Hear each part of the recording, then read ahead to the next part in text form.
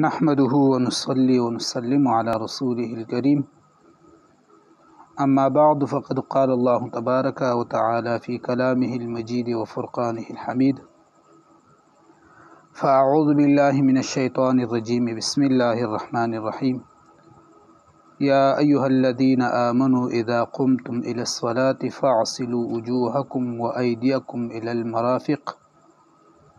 المرافق وامسحوا برؤوسكم وأرجلكم إلى الكعبين صدق الله العظيم. زما محترم و عزتمندو، الله جل جلاله یو لوی فضل او کرم کړی دی چې مونږ او تاسو یې مسلمانان پیدا کړي یو، او بیا د هر فرض عبادت لپاره خدای پاک جل جلاله مونږ او تاسو ته یو طریقه ښودلې ده په قرآن عظیم الشان کې، چې هغه طریقه د اودس ده. نو په اودس کې 4 فرایض دي. په هغې کې اولنی نمبر فرض دا مخ وینځل دي. مخ به څومره وینځلی کېږي؟ په قرآن کې د مخ حدود نه دي ذکر، خو لیکن د فقه کتابونو چې کوم حدود د مخ ذکر کړي دي هغه دا دي چې د سر د ویښتانو نه چې کم په دې تندي کې ویښتان دي د دې ځینه به شروع شي لاندې د هډوکي پورې، او بیا د یو غوږ د نرمۍ نه تر بل غوږ د نرمۍ پورې. دا د مخ حدود دي. نو چې کله انسان مخ وینځي د هغې نه پس دا اولنی فرض پوره شولو، بیا د هغې نه پس دویم فرض دا د لاسونه وینځل دي سره د سنګلو. یعنی مطلب دا لاسونه به وینځي خو دا لاسونو کې به دا ګیټۍ داخلي، دا ځای به پکې داخل وي. نو دا د اودس دویم نمبر فرض شولو.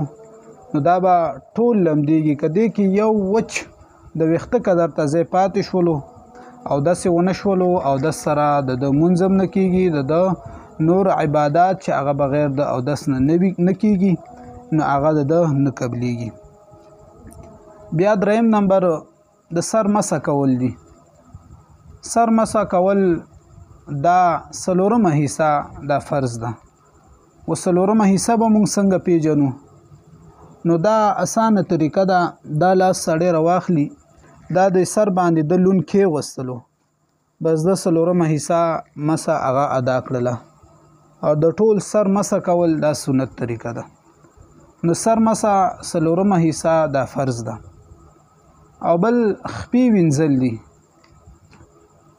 الالکعبین خپې وینځل دي. خدای پاک جل جلاله قرآن کې فرمایي چې الالکعبین ګیټو پورې خپې وینځل دي.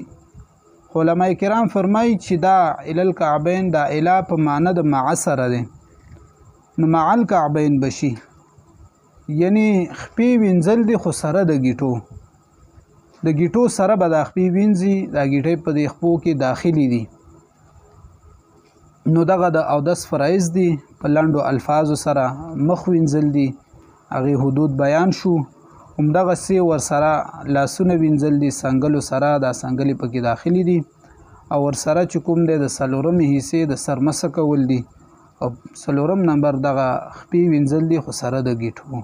سبحان ربک رب العزة عما یصفون، سلام علی المرسلین والحمد لله رب العالمین. الله جل جلاله دې به د عمل کولو توفیق را نصیب کی، آمین یا رب العالمین.